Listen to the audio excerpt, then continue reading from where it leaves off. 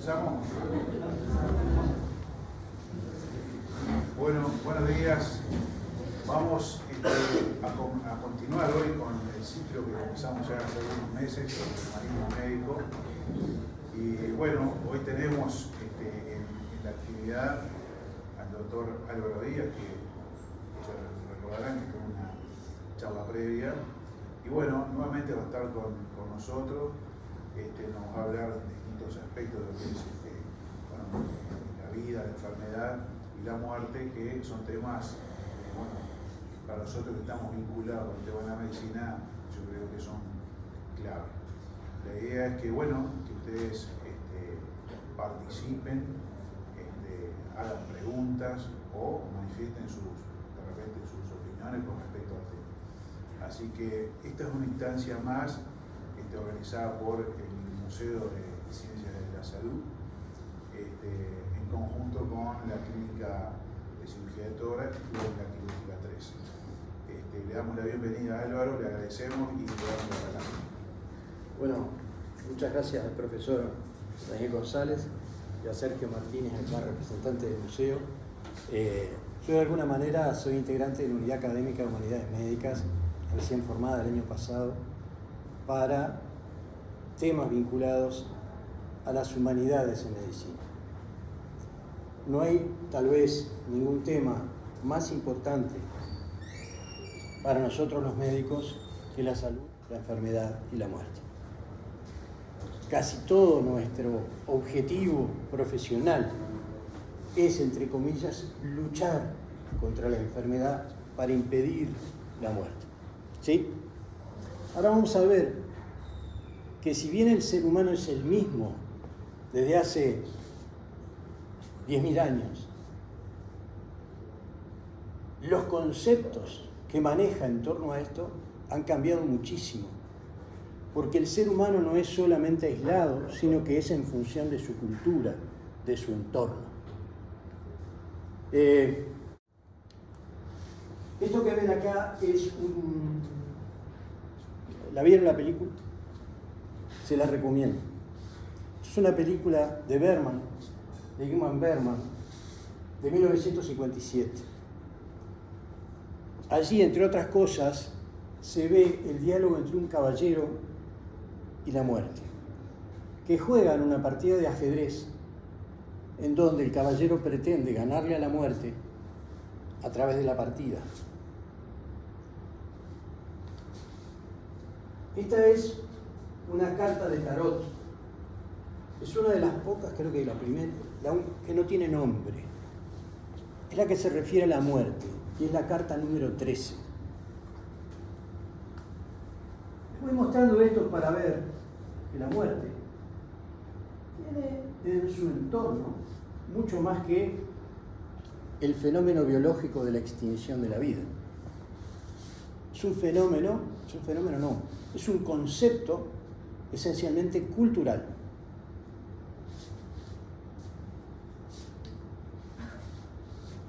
Cuando nosotros vemos la evolución de estos conceptos, vamos a ver que el ser humano atraviesa, desde el punto de vista cultural, por tres grandes etapas. Una etapa es la etapa animista, otra la etapa religiosa y otra la etapa científica en la cual estamos ahora. ¿Qué es la etapa animista? ¿Qué creen ustedes que es, desde el punto de vista cultural, el animismo? ¿Qué piensan? ¿Ya vieron esto alguna vez? ¿No? No tienen que mirar para abajo, no pueden mirar.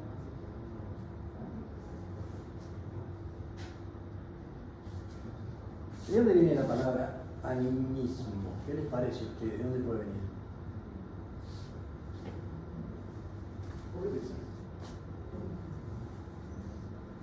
¿De dónde puede venir la palabra animismo? O ánimo, o ánima, o la sierra de las ánimas. Ánima significa alma. El alma.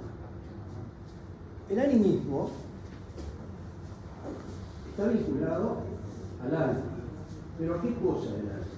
todas las cosas tienen alma. Cuando todas las cosas tienen alma, estamos en una concepción de la naturaleza animista. ¿Se entiende esto? Es sencillo, ¿sí?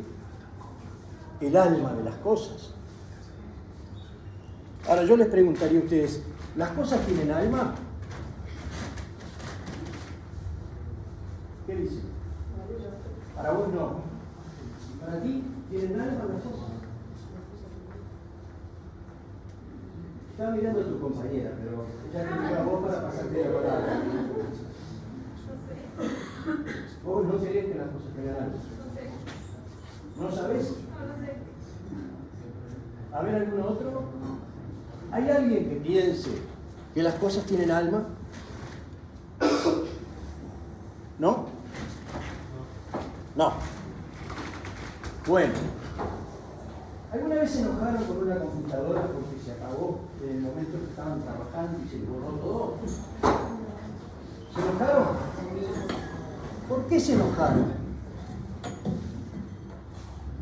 ¿Por qué se enojaron? ¿Eh? De la calentura. ¿Te calentaste? ¿Pero te enojaste con la computadora? La situación, papá. Sí, con la computadora.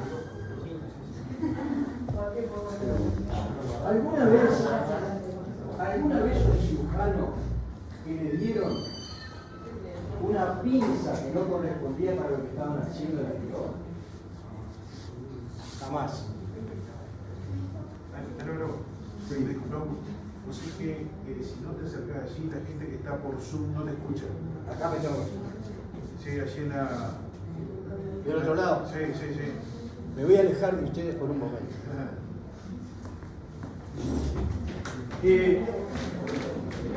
Si ustedes, por ejemplo, con el dedo meñique, cuando se levantan de mañana, patean una silla en la oscuridad, se enojan, ¿verdad? Y de repente no le pegan ustedes también una patada a la silla. ¿De bronca? Sí. ¿Por qué lo hacen? ¿Por qué lo hacen si la cosa no tiene alma? ¿O es que ustedes inconscientemente creen que la cosa tiene alma? Allá dicen que no. Vos no te calentaste nunca con las cosas. Por supuesto, pero no porque las cosas tengan alma. No tienen alma. Pero capaz no se quiera sacar de la situación y pone la rabia en las cosas que claro, pero no porque tenga alma. No porque tenga alma, pero sin embargo te calentás con las cosas. Claro. Pero no porque tiene alma. Perfecto. Podemos estar de acuerdo. Ahora, toda la humanidad, hasta no hace mucho, pensaba que toda la naturaleza tenía alma. Por algo se conversaba con la naturaleza y se hacían sacrificios para que lloviera. Yo te doy esto, pero tú, cielo, me vas a dar lluvia.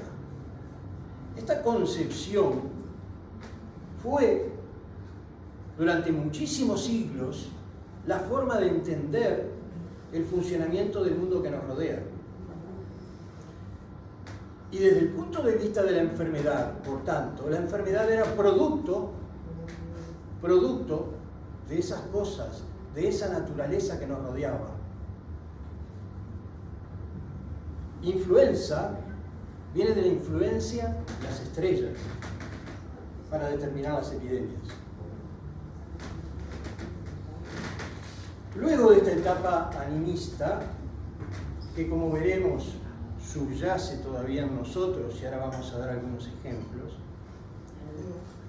se desarrolló una etapa religiosa, en donde nuestra relación quedó intermediada a través de Dios. Y finalmente llegamos a la etapa en la que estamos en el momento actual, en que hemos desalmado a las cosas, las hemos desprovisto de eso que nosotros tenemos en nuestro inconsciente. Esto está sacado de este libro Medicina, Mito y Magia de Cornaglia. Dice: La medicina mágica adoptada por todas las culturas del pasado remoto del hombre fue la forma más primitiva de concebir y combatir la enfermedad. Esta tarea se nutrió filosóficamente del pensamiento médico mágico que atribuyó el origen de las enfermedades a una causalidad ultraexistencial, acción de fuerzas o seres invisibles, misteriosos, malignos o demoníacos. ¿Existe hoy algo de todo aquello? ¿Existe hoy algo de todo aquello? ¿Qué dice? Probablemente en este ámbito no. ¿Cuántos de sus pacientes son tratados por curanderos? ¿Ustedes saben? ¿Qué proporción aproximadamente de nuestra población consulta a los curanderos? ¿Saben? ¿Qué diría? Después se lo voy a mostrar con más precisión, pero cerca de la cuarta parte de nuestra población consulta con seres humanos que no están formados con nuestra metodología científica.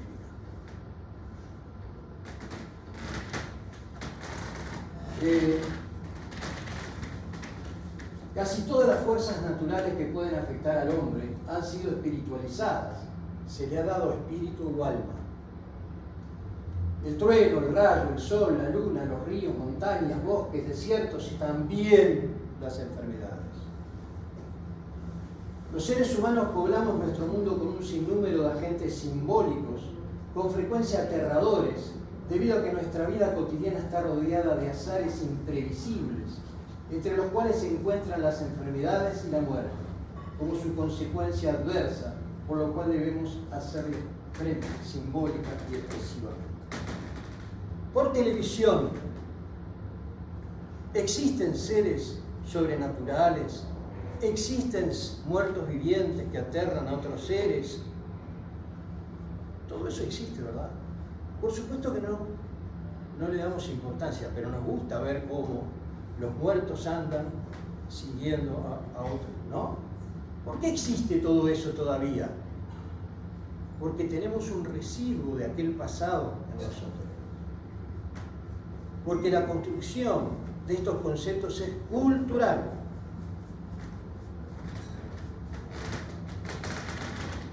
Este es un niño de nuestra época. ¿Qué hace el niño?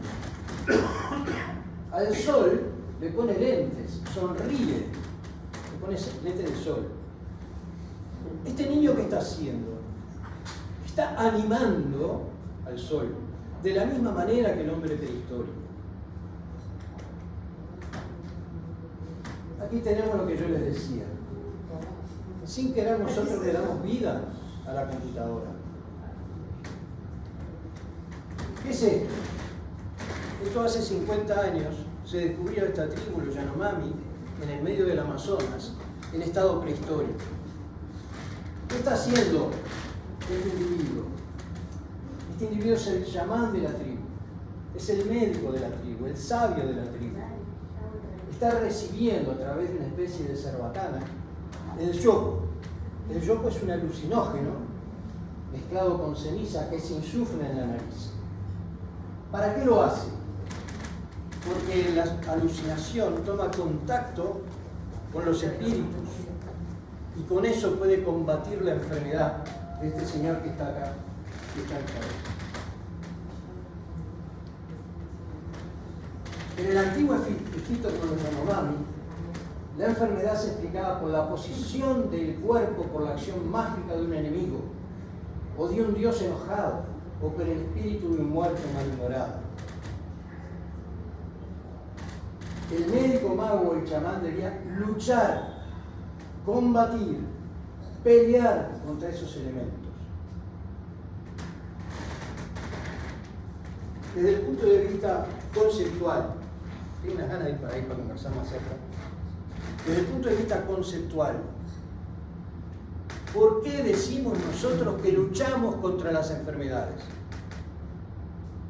¿Por qué? ¿Por qué luchamos contra las enfermedades? ¿por qué no tratamos solamente a los enfermos? Independizamos la enfermedad del individuo y luchamos contra eso que consideramos el mal. Es lo mismo que en la prehistoria. No es tan diferente. Los antibióticos nacieron como balas mágicas que podían pegarle a la enfermedad sin tocar al individuo. Este es el juicio de Osiris, de los egipcios, que tenían la idea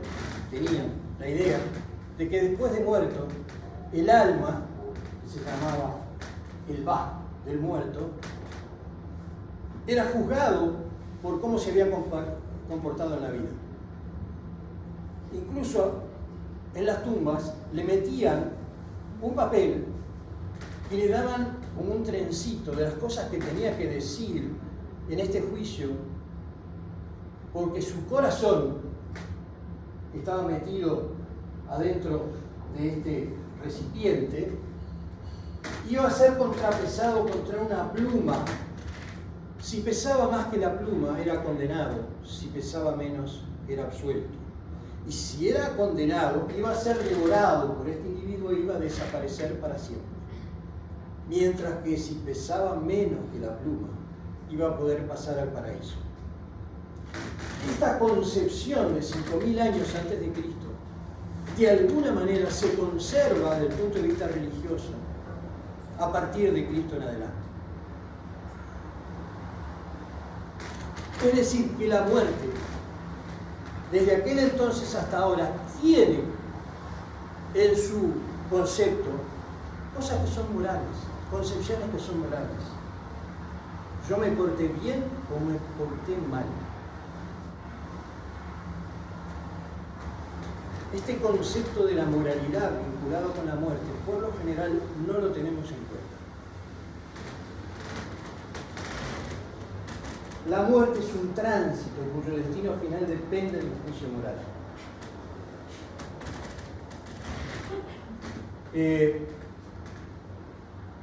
¿La muerte es un tránsito? ¿Qué opinan ustedes?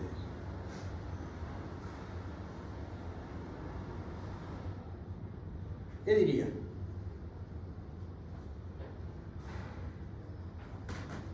La humanidad siempre lo consideró así. Pero capaz que las cosas cambiaron. ¿Qué dicen ustedes? ¿Es un tránsito o no es un tránsito? Aproximadamente el 30% de nuestra población, incluido nosotros, somos religiosos. En la medida que somos religiosos pensamos que nuestra muerte es un tránsito. O sea que casi la tercera parte de la población piensa que existe un más allá después de la muerte. Seguramente entre ustedes piensan que existe un más allá. Pero es muy difícil decirlo en un ámbito científico. ¿Por qué? ¿Por qué es difícil decirlo? ¿Qué les parece?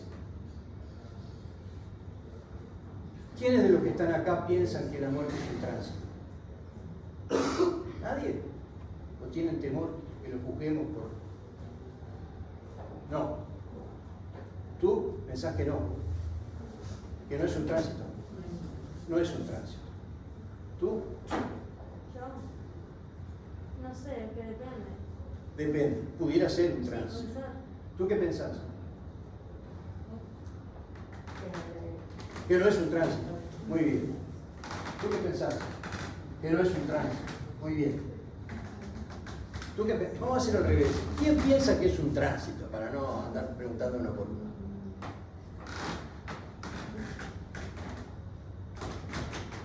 No lo dice, está bien. Sucede que cuando en los ámbitos científicos se hablan de estas cosas, se entra como en el terreno de la charlatanería. Si alguien piensa que el efecto placebo es muy eficaz en el tratamiento de algunas enfermedades, y lo dice con estas palabras, estás dentro de la ciencia. Ahora, si decís que pasando un sapo por la barriga podés tener un efecto para curar un empacho, te dicen, sos un charlatán. Pero las dos cosas son ciertas.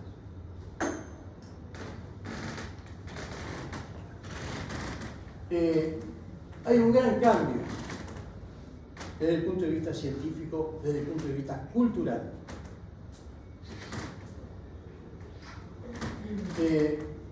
Este gran cambio abarca convicciones, ideas, costumbres que ahora están basadas en la ciencia y el desarrollo tecnológico, que conforma una conciencia social que se proyecta en el imaginario popular. Es un proceso desmitificador. Se le quitan los mitos. No sé si dis o des. No hay juicios morales, dice una macana acá. No hay juicios morales. ¿Quién me puede arreglar este lío que hice? Apareció de vuelta.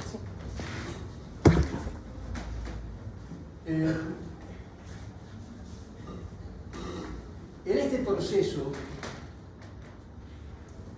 la ciencia ha llegado a quitarle a la muerte su naturalidad. ¿Qué quiere decir esto? ¿Por qué la muerte dejó de ser natural?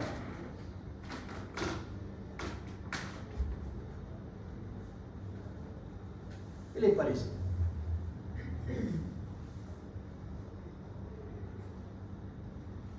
¿Ustedes llenan certificado de función? Todavía no.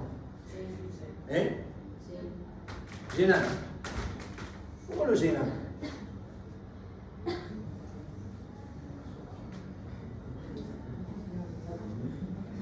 ¿A qué refiere la pregunta?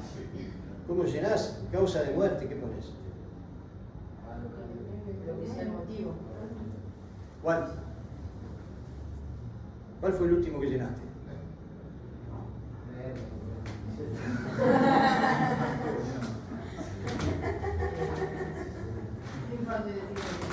¿Cuál? Muy bien. ¿De qué murió? De muchas cosas, pero probablemente haya puesto lo mismo todo. ¿Murió de muerte natural? Sí. ¿O murió de una causa científica?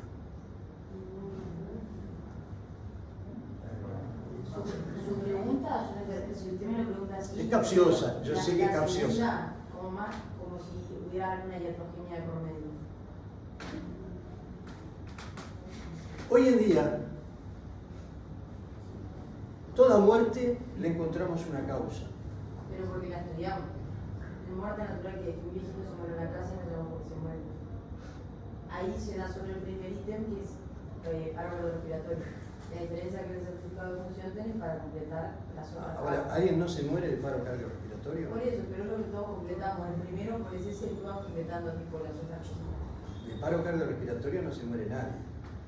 Se mueren de otras causas. Esta causalidad es de nuestra cultura científica. Es de la intervención médica, de la muerte llamada intervenida por la medicina. Ahora vamos a ir detallando con más. Esto.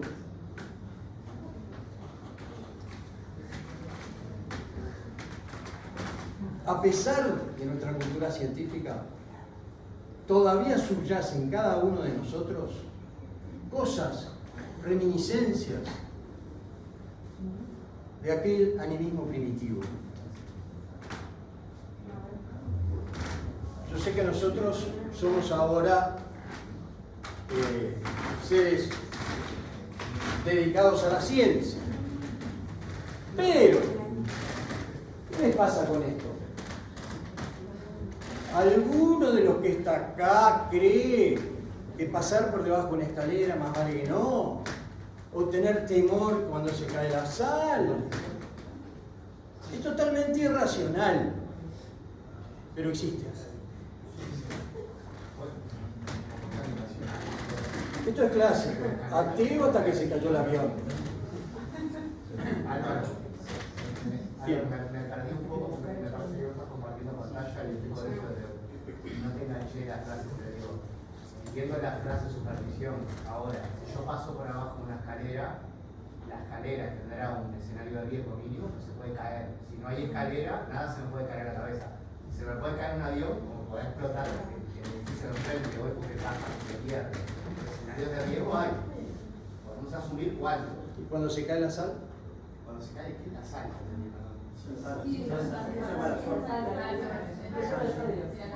No, o el gato negro. ¿O cuando se te cruza un gato negro? Racionalizando algo, me parece que es racionalizarlo. Ya si a alguien se le cae la sal, yo no pienso que sea mala suerte, a no ser que se un kilo de sal y pase la abuela de 90 años y resbaló. Se lo quiero racionalizar. Pero no se lo llevo a una superstición de que pasar por la escalera da mala suerte. Yo tenía entendido que pasar por abajo de la escalera es como el gato negro, te va a dar mala suerte. Algunos piensan que da mala suerte, ¿no? Porque Yo si te pienso caiga que la pasar por escalera. abajo de la escalera no está bueno porque pasa por el Muy bien. ¿Pero el gato negro? ¿Un pan dado vuelta? ¿Conocen a este señor? Todo el tiempo tuvo la camiseta número 13, nunca se la quiso sacar. ¿Por qué será? Este señor tiene un ritual, todos los tiros libres lo hace exactamente igual. Y entra a la cancha siempre con el mismo pie. ¿Ustedes piensan que esto es casual? ¿O porque se siente protegido de alguna manera por ciertos comportamientos? Este señor, una vuelta, ¡ay, otra vez! Perdón, Tiene alma de computadora. ¿Viste? Me enojé con la computadora. No, anda. Este señor le pidió a uno de sus asistentes que recuperara una camiseta que había regalado y a la que la familia seguía de sus goles. Dio su camiseta y no hacía goles. ¿Qué hizo? Por favor, consígame aquella camiseta. El asistente no le dio la misma, le dio otra. Y entonces volvió a hacer goles. Nosotros tenemos un modelo científico que contrasta con toda esta reminiscencia animista que tenemos. Este modelo científico de enfermedad con el que trabaja el médico, disease, requiere de traducción adecuada al entorno cultural del paciente. Y esto es uno de los problemas que tenemos en el momento actual. Nuestro discurso científico muchas veces no es comprendido por el paciente, que tiene otra forma de entender su enfermedad, en donde los fenómenos animistas tienen mucha mayor importancia de la que creemos. De ahí la importancia de nuestra presencia, sola presencia como efecto placebo incluso, que algún día vamos a hablar, creo que no hablamos nunca con ello, de efecto placebo y nocebo. Ya vamos a hablar. El modelo científico construye teóricamente un marco científico contemporáneo que explica en términos mecanicistas lo que le sucede al enfermo, lo que permite orientar la práctica médica hacia la curación en base a soluciones farmacológicas o técnicas, quirúrgicas. Este modelo científico es la base para la autovalidación y legitimación médica contemporánea. Es lo que nos da a nosotros la fortaleza brutal para cambiar la evolución de las enfermedades realmente. Y utilizamos, por lo general, como criterio de normal o anormal, el criterio estadístico. Esto otro día lo vamos a tratar con más intensidad. El modelo antropológico es el que maneja al enfermo. No soy yo porque... La charla de que empezaste a dar no está en el Zoom, por eso estamos tratando de ver. El modelo antropológico es toda la construcción simbólica que hace el paciente sobre su enfermedad. Y no es raro que ustedes encuentren pacientes que lo que me está pasando es porque yo me porté mal en mi vida. Yo hice las cosas mal. O por el contrario, diga, fue la vecina de al lado que me hizo un mal de ojo. Lo van a ver.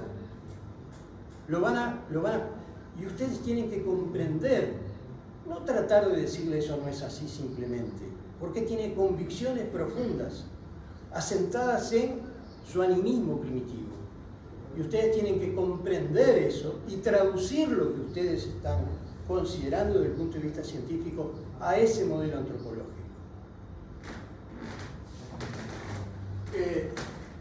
Yo sé que ustedes tienen una definición de salud. No me puedo quedar quieto, chicos. ¿No se escucha si hablo por ahí? No escuchan los de allá, están en Zoom. ¿Qué es salud? ¿Qué es salud? Para ustedes, ¿qué es salud? Todos sabemos la definición de la Organización Mundial de la Salud. Sabemos que es una utopía. Pero en su base, en su evolución histórica, ¿de dónde viene? Viene de acá. Viene de este lugar.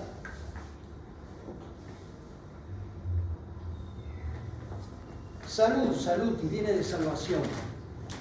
Estar sano significa estar salvado. Estar salvado de lo único que implica vivir. En otras palabras, la salud está enraizada en la esperanza y en la protección divina. Yo no creo en Dios, pero entiendo perfectamente este concepto en relación a el sentirme sano. ¿Y quién es el que protege en el mundo de hoy al individuo que siente que de repente no está protegido en su salud? El médico. El médico es el gran salvador. Quien viene a nosotros espera ser salvado.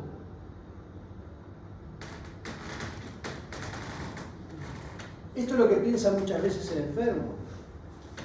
¿Qué mal hice yo para recibir este castigo?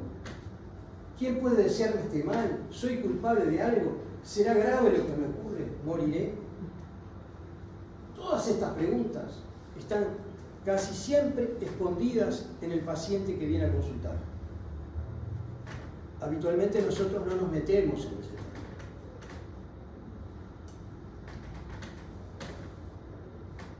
¿Quiénes fuimos los salvadores durante toda la historia?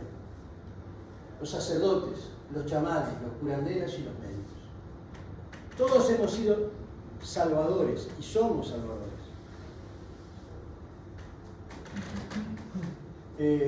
Son, por otra parte, representantes sociales. Se nos da a nosotros esa tarea, se nos da esa responsabilidad.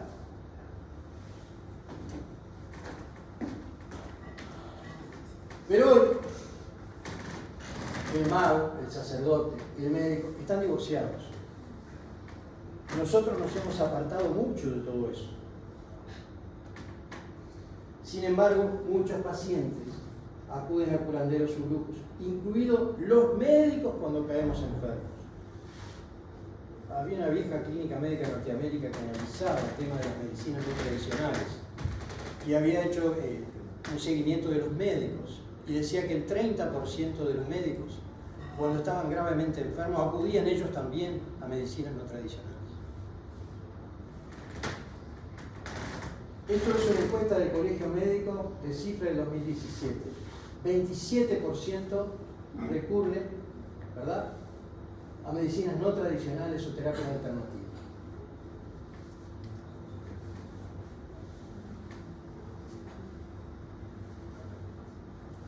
Esto lo vimos.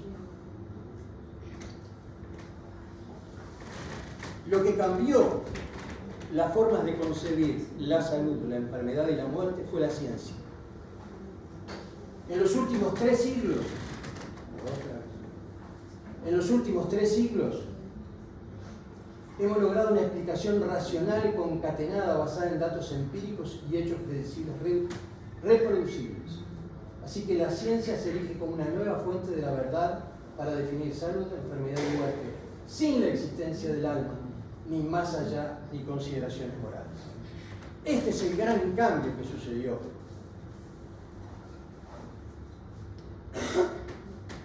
Y así tenemos libros en donde hay enfermedades, pero cuidado, no hay enfermos, hay patologías. Y se delimitaron de forma clara lo que es salud y lo que es enfermedad. ¿Y qué es esto?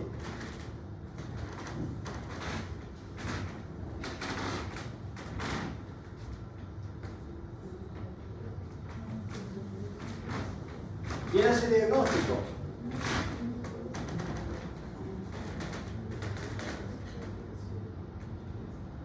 Artritis reumatoidea. Artritis reumatoidea. Y otro diagnóstico.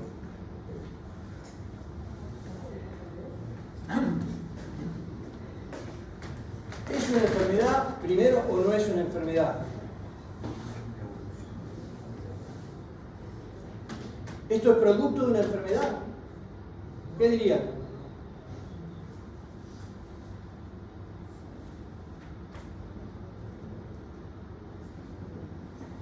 Acá le faltan falanges. ¿Qué pasó?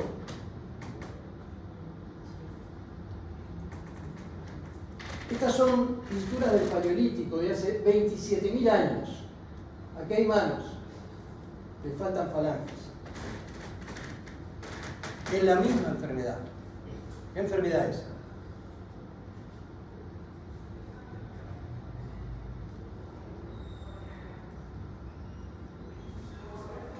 Veo que saben poco de ciencia. Lepra. Bueno, miren esto. Este señor es Antonio Díaz, secretario del general Rondó. En 1812 visitó un campamento charrúa ubicado en la costa del arroyo Arias, afluente del Santa Lucía, con el propósito de atraerlos a la causa independentista. Durante 22 días permaneció con ellos, hasta que se unieron a Artigas sin pacto de alianza y conservando su independencia, sus costumbres y hábitos feroces. Posteriormente escribiría sus memorias, detallando el modo de vida de los charrúas. Lo que yo le voy a mostrar ahora es un fragmento de esas memorias para explicar lo que pasa con esas manos. A propósito de los charrúas, en sus duelos y funerales practicaban una costumbre realmente digna de su condición salvaje. Las mujeres casadas estaban obligadas a cortarse una falange de los dedos de las manos cuando morían sus maridos, y esta operación era repetida tantas veces cuantas ellas enviudaban. Yo vi en la toldería que por algunos días tuvieron en la costa de Santa Lucía Grande del año 1812 a una india anciana que hacía entre ellos el oficio de médica, la cual había sido 7 veces mutilada. Sus ceremonias fúnebres traían siempre aparejadas mutilaciones entre los sobrevivientes. ¿Esto es una enfermedad? ¿Esto es un duelo patológico? ¿O esto es una costumbre ancestral que trae el ser humano desde hace miles de años?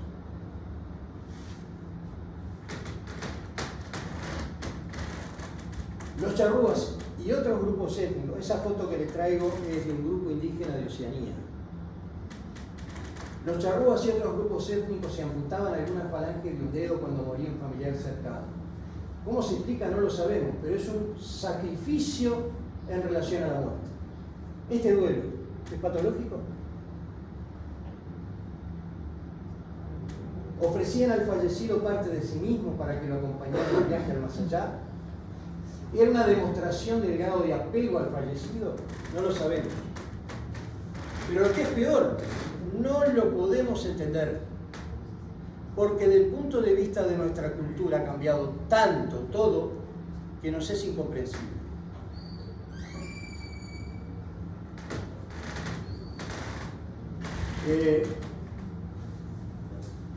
Hay dos formas de concebir la muerte: la muerte del otro o mi propia muerte. ¿Son la misma muerte? ¿Qué les parece? ¿La muerte del otro o mi muerte, desde el punto de vista conceptual, son la misma muerte? ¿Cuál es el gran problema? Que como todavía no morimos, no sabemos cómo va a ser nuestra muerte. Podemos solamente hablar por la muerte de otros. Mi futuro siempre va a ser un incógnito. Ahora, todas estas preguntas están siempre vinculadas a nuestra muerte.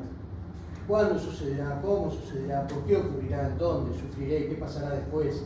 ¿Qué pasará con mis familiares y amigos? ¿Qué pasará en el mundo que abandonan? ¿Qué pasará con mi cuerpo, con mis moléculas?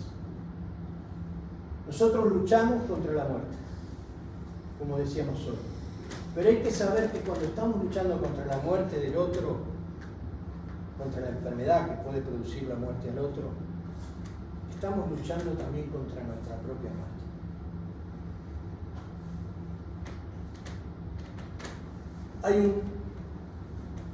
Vivir en sociedad significa convivir, pero también significa conmorir. No se muere alguien por allí que no nos importe. Siempre genera en nosotros una enorme repercusión. Ahora, no ha sido siempre la muerte tan terrible como ahora. La muerte antes era natural.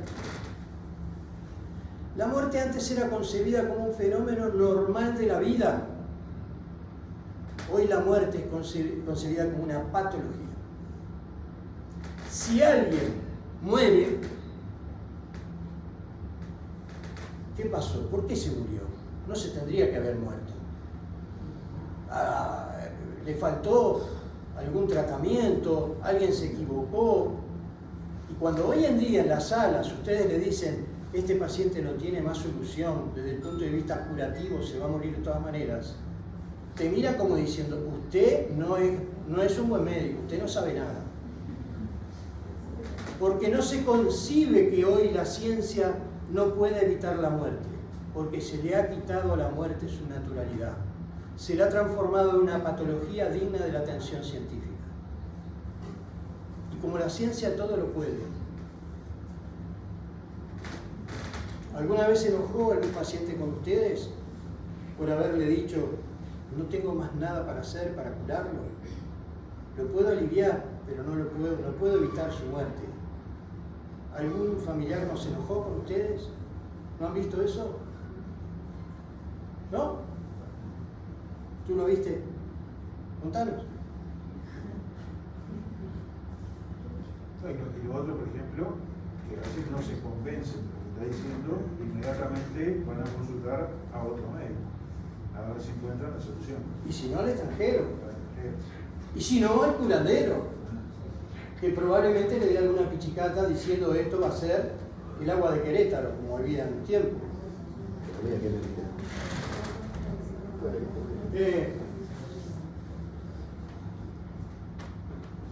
Había una preocupación por primera vez por el buen morir en el siglo XV.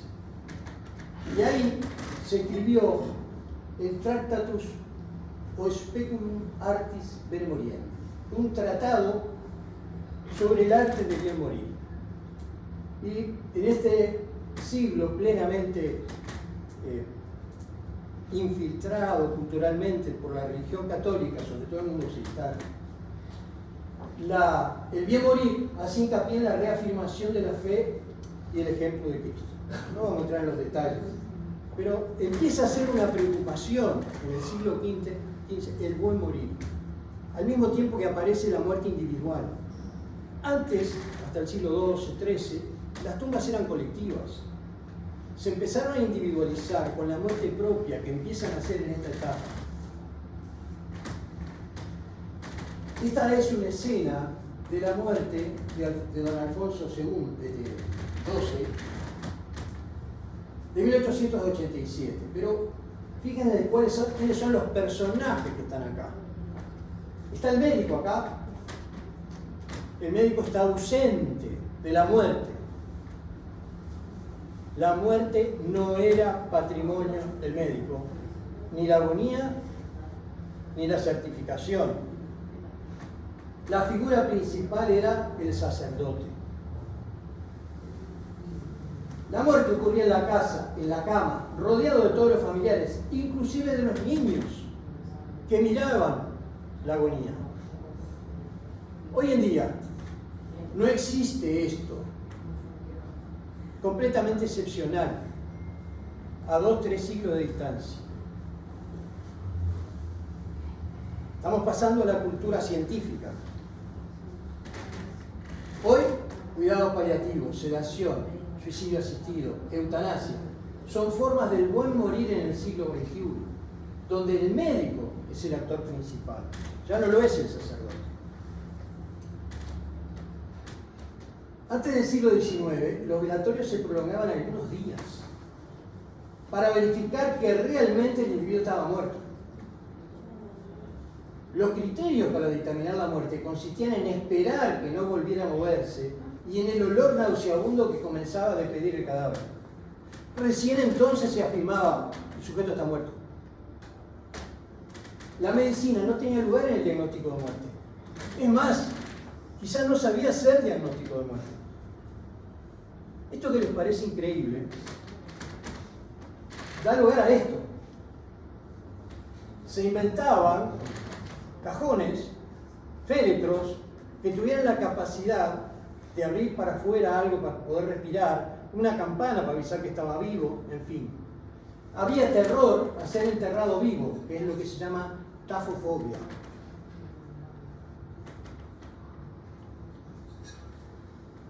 Y aquí, entonces, como estamos viendo, aparece realmente el miedo a la muerte propia a partir de estos siglos. La muerte entonces es vista como un espejo de la individualidad. Comienza el entierro individual, se abandonan las cosas comunes. Finalmente, en nuestros días, la muerte es vista como patológica, no natural, que es lo que yo les decía. Y fíjense ustedes esto. Recién, desde el punto de vista médico, aprendimos a hacer diagnóstico de muerte en 1752, cuando aparece Lettres sur la certitude des signes de la mort de Antoine Louis, que dice: la inmovilidad, la ausencia de la respiración y la ausencia de la actividad cardíaca es lo que permite a nosotros hacer diagnóstico de muerte. Recién hace 300 años que hacemos diagnóstico de muerte, los médicos. ¿Ustedes sabían esto? Uno pensaba que el diagnóstico de muerte se hacía de tipo inmemorial. No.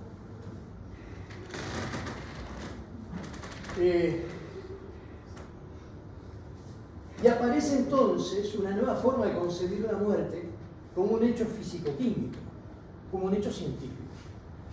Y aparece la medicina legal, que comienza a estudiar la causa de la muerte con criterios científicos. ¿Y qué pasó en el siglo XX? Gran relajo grande. Porque decíamos, bueno, cese de la respiración, pero apareció el respirador artificial. Ya no alcanza porque un individuo deja de respirar para estar muerto. Cese del latido cardíaco por fibrilación ventricular. Aparece el desfibrilador. No alcanza el criterio del paro cardíaco. ¿A qué tuvimos que recurrir? Miren esto. Aparecen los trasplantes. Década del 60. ¿Qué pasó?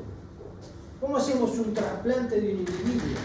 Tenemos que dictaminar que está muerto antes de que pare su corazón y deje de respirar. Tenemos que recurrir a la muerte encefálica. Así que el criterio científico de muerte hoy en día es la muerte encefálica. Pero es un criterio utilitario. ¿Por qué? Porque surgió por la necesidad de trasplantar a los individuos manteniendo los órganos todavía, entre comillas, vivos. Bernard, cuando hace el primer trasplante, es un criminal, porque todavía no estaba el diagnóstico de muerte. Era una mujer en coma de Passé, entre aquel se hablaba de coma de Passé, le saca el corazón latiendo y se lo pone a otro. Esa mujer todavía no estaba muerta desde el punto de vista de los criterios. Ahora, viene un paisano del campo, ve al individuo rosadito, calentito, ve que está el corazón latiendo en un respirador. ¿Quién lo convence que está muerto? ¿Quién le dice, no, está muerto, lo que pasa es que no tiene actividad cerebral? El encéfalo está muerto, por eso está muerto. Pero señor, si está latiendo el corazón y está todo calentito, ¿cómo va a decir que está muerto? Y acá empieza el divorcio entre lo científico y lo antropológico. ¿Entienden esto? No sé si han trabajado alguna vez en un CTI, pero esto es bastante frecuente. Que entre un familiar y que no entienda que el individuo está muerto.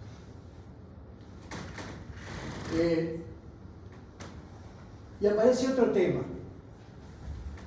Nosotros cuando vemos un paciente, ahora tenemos temor de decirle que se va a morir. Porque como la muerte la vemos como una cosa terrible, la ocultamos. Y aparece lo que se llama la conspiración del silencio. Todo el entorno de un enfermo agonizante oculta la muerte próxima del individuo. Sin embargo, por lo general el enfermo sabe de su gravedad, pero le tratan de hacer creer que se va a curar. Se le sustrae su propio morir como si su muerte no le perteneciera y como si él no pudiera decidir. Esto es todo un tema que está, bueno, en el tema de cómo dar las malas noticias, pero que también tiene que ver con la eutanasia y con el suicidio asistido. No nos vamos a meter en ese tema porque daría para mucho, con mucha controversia. Esta es la muerte de hoy en día. Comparen con el cuadro que vimos, donde estaba el individuo con el sacerdote, con los niños, con toda la familia alrededor, que se llamaba el beso de despedida. Comparen con esto. Muchas personas hoy mueren así. Soledad, médicamente intervenido, lleno de cañas, sin espiritualidad, sin despedida, una muerte oculta. Este es el gran tránsito de la muerte entre un modelo antropológico y un modelo científico. La muerte de nuestros días se medicalizó, interviene siempre un médico, antes, durante y después, con frecuencia encerrada en los hospitales, no en los domicilios, con frecuencia en soledad, sin despedida, deja de ser un espectáculo doméstico, se aleja a los niños, se la oculta como se oculta el sufrimiento, genera culpas en el entorno, provoca duelos entendidos como patológicos.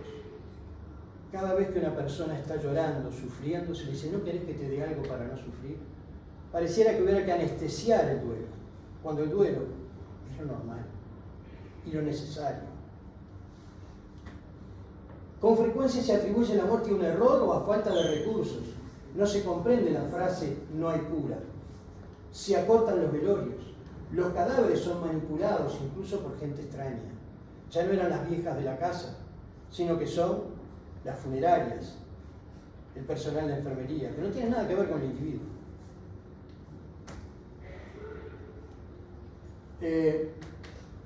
¿Y qué pasa con el cadáver? Antes de la sala de anatomía, ¿alguno de ustedes vio un cadáver? Antes de haber estado en la sala de anatomía, ¿alguno de ustedes vio un cadáver? ¿Quién vio? Tú. ¿Quién más? Tú. ¿Dónde lo vieron? En los velorios de tus abuelos. ¿Lo viste ya en el féretro o lo viste en la cama? En el féretro. ¿Quién más lo vio en el féretro? Todos. Estamos acostumbrados a ver el cadáver después que el cadáver fue atravesando todo un proceso de presentación social. Pero el cadáver, desnudo, reciente, producido por una enfermedad por lo general, no lo hemos visto antes de entrar a la facultad. Porque los cadáveres se han ocultado. Como se ocultó la muerte. Los distintos ritos en torno al cadáver a lo largo de la historia han sido el abandono del cadáver. Por ejemplo, los esquimales se los abandonaba para que fueran devorados por los osos, incluso antes de morir, cuando eran hijitos. El entierro secundario es el entierro de los huesos luego del abandono. A veces los dejaban abandonados para que se les comieran los buitres. Después los huesos pelados eran enterrados. La inhumación o el enterramiento, que es tal vez la forma más frecuente. La cremación o incineración. La conservación, embalsamiento o momificación. O la incorporación del fallecido al grupo por medio del canibalismo. Los Yanomami del Amazonas, esa foto que les mostré, que se estaba insuflando el yoco, lo que hacen cuando muere, queman el cadáver y luego las cenizas son mezcladas con plátano y no sé qué otra menjunje y lo reparten en la familia. Una famosa enfermedad, el purú, que es una enfermedad priónica encefálica, en algunos grupos de Oceanía, era porque los familiares se comían el encéfalo en forma ritual del muerto. Esta es la figura de Lenin hoy. ¿A qué voy con el cadáver? Que el fallecido, la muerte, da lugar a un tránsito, pero no simplemente un tránsito en el más allá, un tránsito a la memoria. ¿Qué trata de hacer el embalsamamiento? Mantener la memoria, mantener al individuo, entre comillas, vivo. Hay muchos tipos de cosas que suceden en el duelo. No, estamos pasados de hora, ¿no? ¿No estamos de hora? No, está bien. Hoy el duelo es casi una patología que hay que tratar y anestesiar. ¿Sí? Siempre uno trata de evitar que el individuo desaparezca. El embalsamamiento es uno de ellos. Ahora, ¿qué ocurre en las salas de anatomía? ¿Qué ha ocurrido con ustedes cuando atravesaron las salas de anatomía? ¿Qué pasó allí? Porque fue seguramente el primer contacto con un cadáver desnudo, arriba de una mesa, frío, con olor a formol, que hace llorar los ojos. ¿Qué les pasó en el primer impacto? Dime. Bueno. ¿Qué les pasó? ¿No les pasó nada? Yo creo que ahí, un poco para decir una cosa, uno pasa por dos etapas, ¿no? Una primera etapa en la cual uno ve como una cosa que le choca a ver lo que fue un ser humano ahí que nunca lo ha visto antes, como siente cierta impresión. Sin embargo, a medida que va pasando el curso, uno lo piensa ver como un objeto que, bueno, vamos a ver la arteria, el hígado, esto, lo otro, o pierde toda esa visión humana, digamos, y pasa a ser una cosa más. Exactamente. La idea es ver cómo la sala de anatomía se produce este cambio entre un modelo antropológico del ser humano y del cadáver que ustedes traían y pasan a un modelo científico del cadáver y de la muerte. ¿Entienden esto?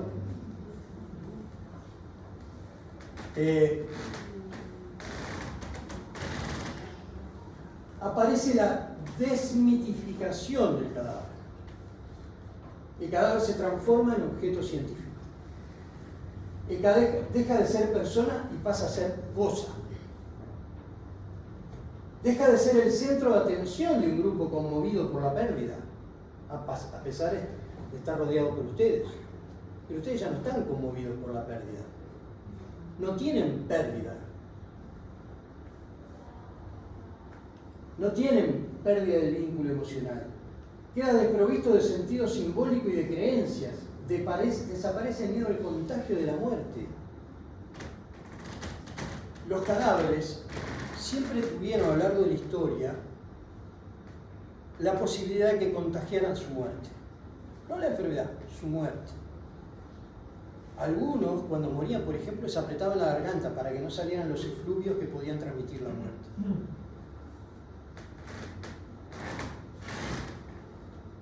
Se evita la putrefacción, se interrumpe el ciclo mítico del eterno retorno. ¿Qué es esto del ciclo mítico del eterno retorno?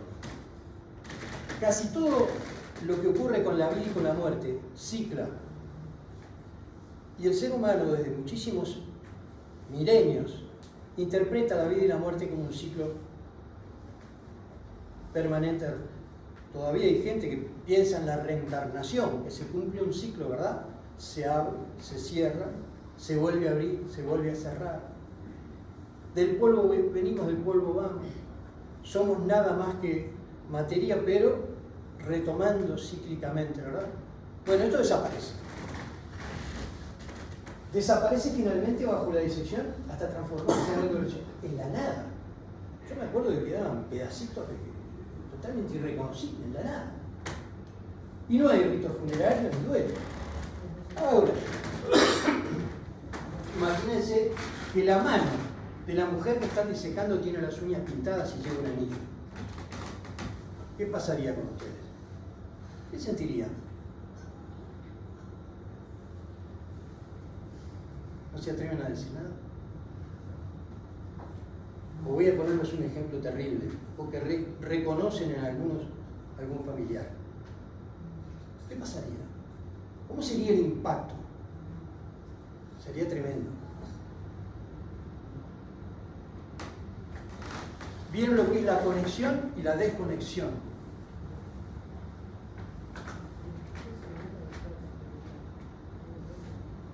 Hay una cosa que se llama necroética. ¿Ustedes pasaron por bioética? ¿Estudiaron necroética? ¿No? Me faltó un capítulo. El cuerpo muerto constituye la mayor expresión de vulnerabilidad humana, dice esta forma de interpretar el cadáver. La noción de dignidad póstuma descansa en varias premisas. Por una parte, la identidad de un individuo está íntimamente ligada a su cuerpo, tanto en el nivel de los rasgos antropológicos distintivos como en el nivel molecular de la identificación genética, los cuales persisten tras la comprobación de la muerte.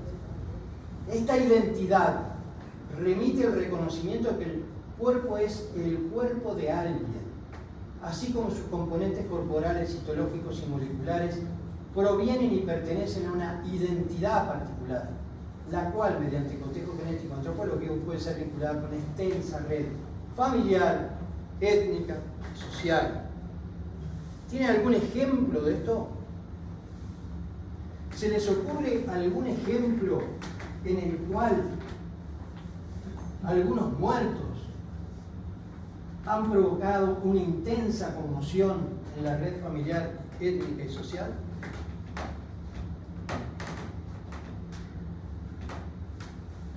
¿Qué se les ocurre?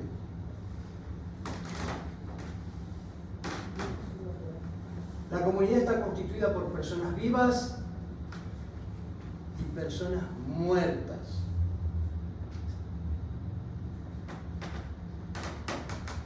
Ustedes dijeron que los muertos no existen. ¿No? ¿O existen? ¿La voluntad de los muertos después de muertos sigue existiendo? ¿Qué dicen? A veces sí, a veces no. A veces sí, a veces no. Hay muertos y muertos. Pero quien deja un testamento, su voluntad sigue existiendo más allá del muerto. Pero quien deja un ejemplo también sigue existiendo después de muerto. Y quien es considerado como una injusticia su muerte, también deja un problema para los que siguen. Miren los desaparecidos. Son muertos que todavía están vivos. Este señor lo conoce. ¿Por qué está ahí en el mausoleo? Y se le da tanta importancia. Es un muerto que sigue viviendo. O que sigue generando por lo menos adeptos o no. Esto no son solo memoria. Su impacto social es brutal. Entonces, claro, el alma no existe. Estamos de acuerdo que no existe como fenómeno que se pueda agarrar, pero no existe. Esta es la figura del Che Guevara, el cadáver, vilipendiado. Esta es el cadáver de Evita Perón.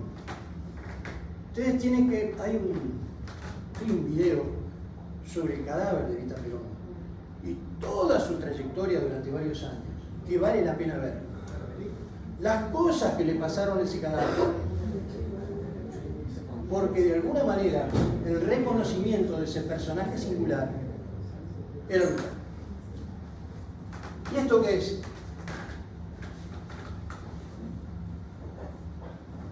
Son exposiciones de cadáveres que lo usan como arte. Yo lo vi en Buenos Aires. Vos la viste. ¿Estuvo acá?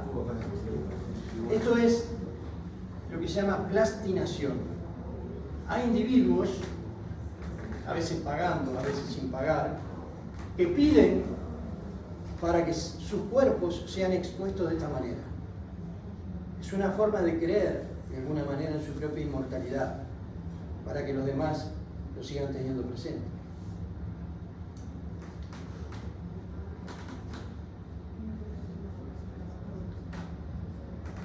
Bueno, llegado a este punto, ¿qué es la salud?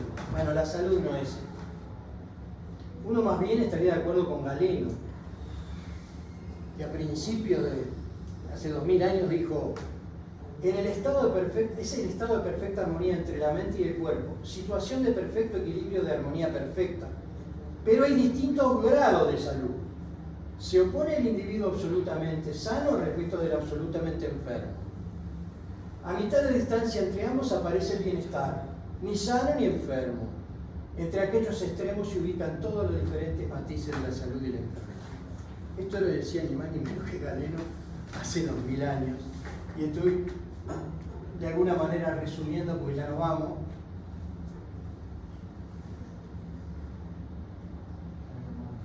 Esto es,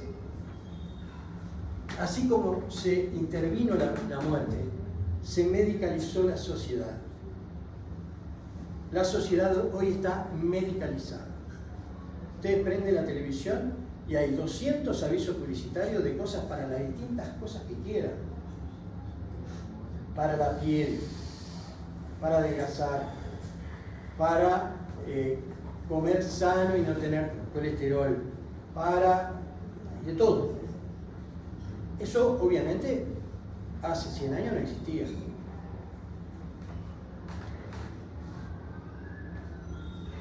¿Y por qué digo esto? Porque alrededor del 30% de los pacientes que acuden a la consulta hoy no presentan ningún trastorno diagnosticable. Ustedes se van a desesperar cuando salgan de acá, porque van a buscar la patología como dé lugar. Y muchos de ellos, lo único que tienen son problemas, entre comillas, antropológicos. No sé si hacen policlínica ya. Sí. De las consultas, todos los pacientes que vieron tenían patología diagnosticable. Además, empiezan a recorrer varios consultorios. Porque mandan al cirujano, el cirujano, no, mire, no le encuentro nada, vaya al gastroenterólogo. El gastroenterólogo vaya al psiquiatra. Y ahí empiezan. O sea que el 30% de los individuos supuestamente enfermos, capaz que están sanos, todo depende del concepto que tengamos de salud y el concepto que tengamos de enfermedad. Y después viene lo que se llama la hipersalud. Estamos en la hipersalud. ¿La hipersalud en qué consiste? Más inteligente, me tomo una pastillita para ser más inteligente.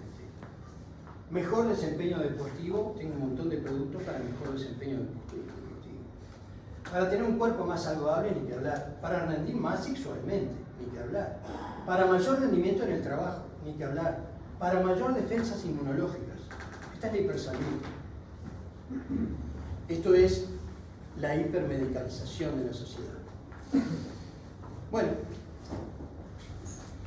después tenemos medicinas raras que no existían antes. La medicina estética la traje, no la estética reparadora, sino la estética para ser más lindo.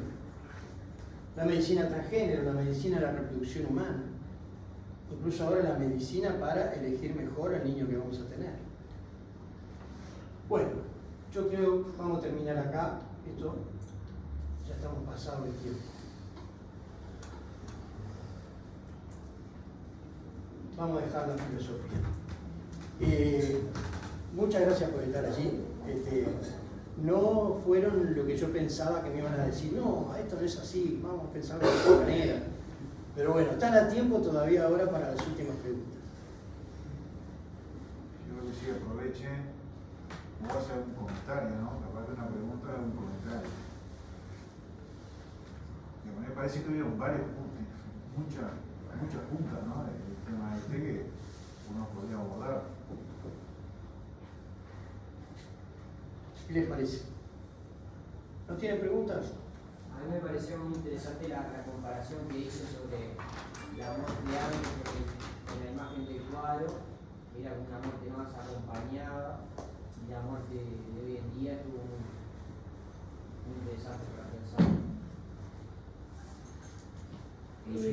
A lo largo del relieve de la presentación, me parece que, capaz que fue mi forma de percibirlo, que se enfocó como que el cambio de la percepción de la muerte fue hacia un lado más negativo, y no estoy de acuerdo en realidad con eso. Es real que hay algunas cosas que se volvió muy frío, pero creo que en el entorno, capaz que también es un tema cultural, pero algunas normas sobre los muertos es lo que nos hace que nos comportemos como una sociedad, y es lo que, por ejemplo, antes estaba el canibalismo y ahora sí es verdad que es algo más solitario, pero también hoy en día está la medicina paliativa que apunta a generar un cambio también en eso y trata de estimular a que el paciente se vaya a morir a su casa. Y creo que ahora también hay todo un proyecto también sobre la muerte digna, o sea, sobre en realidad la eutanasia, que es un tema que hoy en día está en discusión, que también creo que va a cambiar, y esta presentación de repente el año que viene o en 2 años va a ser totalmente distinta como va a terminar. Me parece que en realidad ese proceso que fue sobre la muerte hasta el día de hoy no es todo negativo. Creo que en parte es muy importante para el médico también poder despersonalizar un poco al individuo, lo que decía, por ejemplo, de si vemos un anillo o si vemos, eso personifica, deja de que nosotros veamos un cadáver como un objeto y pasa a ser una persona. Y en realidad creo que nuestra práctica médica a veces es necesaria en realidad. No lo veo como algo negativo, creo que es parte del trabajo. ¿Tú pensás que a veces el independizarse desde el punto de vista de los sentimientos, del sufrimiento del individuo que uno tiene delante, le permite trabajar mejor? Sí, hasta cierto punto, pero sí, obviamente no nos podemos alterar en absoluto, ¿no? Porque si no, durante el proceso perdemos toda la calidad humana, que no es el objetivo. Pero en algunos momentos creo que es necesario incluso para nosotros poder seguir en el día a día con el trabajo porque estamos rodeados de muerte todos los días. Y creo que es parte de nuestro trabajo naturalizarlo un poco. Está perfecto. Ahora, ¿te das cuenta en lo que estás diciendo? Mirá que lo comparto, pero lo que estás diciendo es: prefiero no ver la muerte. No, prefiero verla de otra manera. Claro, prefiero no sentir la muerte. Estoy de acuerdo contigo en lo que decís, porque además es nuestra forma de trabajo y en eso nos va el burnout. Si nosotros nos dejamos atrapar por nuestro sufrimiento en relación a lo que está pasando adelante, tenemos que tener cierto equilibrio en la forma de relacionamiento para no sufrir. Pero es que yo no quiero decir eso. Yo quiero decir que para mí la muerte es el fin de la vida. Punto. Después, la conexión emotiva que yo le pongo a la persona es otra cosa. Pero sí considero que yo puedo separar mi vínculo afectivo con lo que es la muerte. Y creo que en lo laboral muchos de nosotros terminamos haciendo eso. Capaz que algunos lo hacen, prefieren no vincularse con la muerte y tratar de... Yo lo veo de esa manera, logro disociar un vínculo afectivo de se terminó la vida de una persona. El fenómeno biológico. Sí. Yo creo que logro disociar eso. Y creo que a muchos nos pasa eso. Porque es lo que nos permite. Se murió una persona, bueno, es horrible lo voy a decir, pero en aspectos prácticos se vacía la cama y es que todo esto está basado en justamente esa dicotomía, en cómo la ciencia nos ha llevado a poder separar lo que es todo un modelo antropológico de un modelo científico y de un modelo biológico científico de la muerte. Porque eso que tú decís, la muerte como desaparición de la vida, es estrictamente una definición biológica. Está perfecto. ¿Sí? Está bueno eso. ¿Alguna otra pregunta? Si habían levantado la mano o así, ¿no? ¿Alguien levantó la mano? No, sí, había levantado la mano. En realidad no es una pregunta, es un comentario. El ejemplo que puso de ese primer paso en la sala de anatomía, creo que es súper claro de cómo al principio uno se impacta el cadáver y cómo después pasa a ser un objeto de estudio casi como un libro. Y es lo que estamos hablando con ella. Uno pasa de un modelo y concepción cultural del fenómeno de la muerte a un fenómeno utilitario, científico utilitario, que es en el fondo el que vamos a practicar después en nuestra carrera, porque cuando los cirujanos abren una barriga, hay que abrir una barriga. Si ustedes no transforman al individuo en objeto científico y están exclusivamente comprometidos desde un punto de vista antropológico, es muy difícil abrir una barriga, ¿verdad? El operar con un cuerpo requiere de una transformación en objeto científico. Yo creo que hay que encontrar un equilibrio entre lo antropológico, lo biológico y lo científico, porque si no es como que nos disociamos. Estoy operando a alguien, una cosa, pero también tengo que pensar que estoy operando a una persona que tiene todo un entorno social y psicológico y una familia, que no te afecte en tu trabajo, pero que sí haya como algo óptimo de que te genere como que estás frente a una persona, no solo a un objeto, como no sé, como estás operando, Bueno, un abdomen, o sea, no te tiene que afectar para. O sea, es como encontrar un equilibrio. Pero ese entorno queda en la puerta del reloj, porque es lo que a vos te hace poder operar de la misma manera a una madre o padre de familia que trabaja y que trabaja todos los días, que al que te viene, que es un asesino, que es un violador. No, pero vos operas siempre a pero vos, personas. pero porque para mí ahí te disociás. equilibrio. Pero sos como eres humano, que vos obviamente vas a sentir algo. Entonces ahí te disociás. En el momento que vos entras a la para mí por lo menos, te disociás. Después volvés a que sí, y obviamente vas a tener más empatía o vas a tener más vínculo con algún paciente que conoces. Pero en el momento que estás operando, para mí es un cuerpo humano y te tiene que salir bien, por supuesto, independientemente de la persona que te lo parece. Y si te falla la estructura de vivo asesino y la llamada de familia, Claro, vale los menos. 7 días. Claro, vale más, vale menos. No, te vas a sentir mal de todas formas. No te vas a sentir mal de todas formas. Si no, si no está mal. O sea, no te puedo afectar tanto una cosa como la otra. Tiene que haber un equilibrio. Sí, porque ahí lo que ves es amor propio. Bueno, Claro, es así. Ahí hay otras cosas. Claro. Te va a doler por eso, como decís. Si se muere el asesino violador, hijo de mí, no te va a importar mucho la muerte. Si se muere la madre de familia, sí te va a importar un poco más, pero lo que más te va a pesar es que te falló la sutura. Ya lo sabemos, eso es el ego que tenemos los cirujanos, punto, ya está. Pero eso no quiere decir que uno se deshumanice. No nos olvidemos que nosotros vamos a abrir una panza, como decís vos, para hacer un bien. Para hacer un bien a un ser humano. Ese es el motivo y la motivación nuestra. Ahora, si nosotros vamos a abrir panza porque nos gusta abrir panza y jugar con los chinchulines, escuchen lo que está diciendo. Cosa. Escuchen lo que está diciendo, que es muy, muy importante. Porque cuando yo digo a veces que la enfermedad tiene que ver con el bien y con el mal y con la moral, a veces no se comprende, pero escuchen lo que acaba de decir. Repetirlo, dale. Nosotros cuando vamos a abrir panza, como dice, lo vamos a hacer por una cuestión humanitaria. Nosotros vamos a hacerlo ¿para qué? Para aliviarle una condición patológica a un enfermo, o sea, para solucionarlo. No porque nos guste jugar con los chinchulines. Capaz que hay gente que le gusta jugar con los chinchulines y va y está. Digo, problema hay muchos en el mundo y casos particulares también. Y hemos visto gente que le gusta romper cosas. Lamentablemente lo vemos en la televisión, lo vemos en los diarios, pero no ese es el fin y el objetivo. Uno va a abrir panzas para hacer un bien. Y esa es la cuestión humanitaria. Esta palabra es la que más me gusta. Yo voy a abrir panza para hacer un bien. Este concepto del bien es el concepto que está intrínseco en nuestro accionar frente a la enfermedad. En una lucha contra el mal y hacer un bien. Este es un concepto básico. Hacer el bien. Hacer un bien.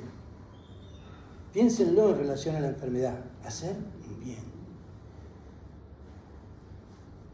Bueno.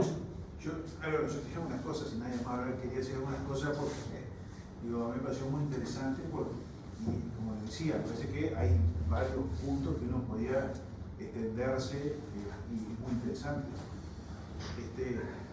Evidentemente que hay un tema cultural también en lo que es la muerte, porque no es lo mismo la muerte en Uruguay que en México, ¿no?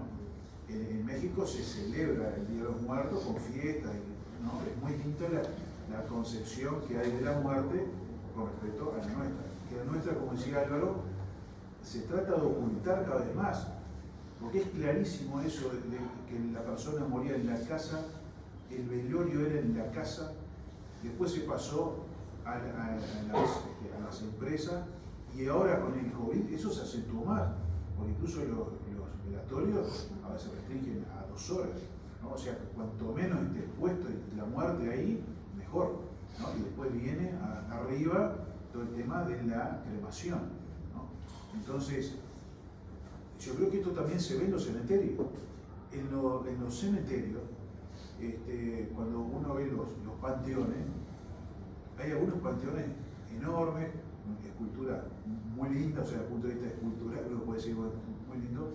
Ahora, ¿qué significa eso? ¿No? Y uno dirá, bueno, como lo hacían en la antigüedad, que se pretendía que esa persona que falleció fuera acompañada por otros bienes u otras personas. Uno ve todas esas esculturas de la familia, la esposa, los hijos, no sé qué, todo ahí. Entonces, eso también me parece que es parte de la concepción de la muerte. Y también diría lo que son los ataúdes, porque hay exposiciones de ataúdes y la gente, mucha gente va a elegir su ataúd o se manda a hacer su ataúd, ¿no? Entonces, son todas cosas que me parece importantes. Cuando vos decías del tema de qué pensamos nosotros de la muerte, si es un tránsito o no, o sea, cuando lo vemos nosotros que estamos mucho más enfocados desde un punto de vista científico, y es clarísimo. Yo creo que lo que es la ciencia, el desarrollo del método científico y sobre todo lo que es la investigación cuantitativa, digo, hace que nosotros veamos las cosas y aceptemos las cosas que son objetivas y reproducibles. Y prácticamente lo otro como que no existe, pero cuando nos enfrentamos a la investigación cualitativa, nosotros vemos que es otra concepción totalmente distinta. Y por ejemplo, se analizan lo que son historias de vida, encuestas, opiniones, que si nosotros lo vemos desde el punto de vista científico, decimos esto no tiene para nosotros ningún valor. Sin embargo, hay otras concepciones que tenemos que reconocerlas que hacen su aporte. Entonces, un poco eso me parece que si bien nosotros estamos marcados por esa concepción científica y el método científico, no podemos dejar de reconocer que hay otra gran cantidad de personas que abordan estas temáticas desde otro punto de vista, con sus concepciones que yo creo que también son válidas y hay que aceptarlas.